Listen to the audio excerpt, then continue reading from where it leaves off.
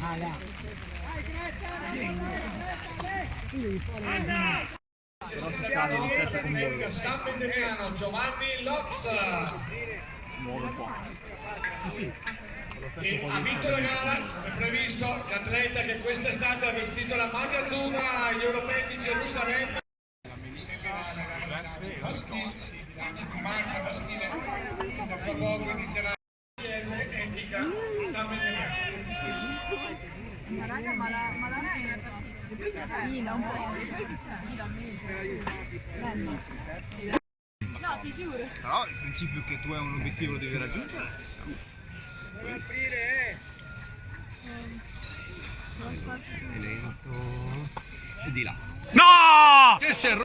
Che per cominciare non è niente male.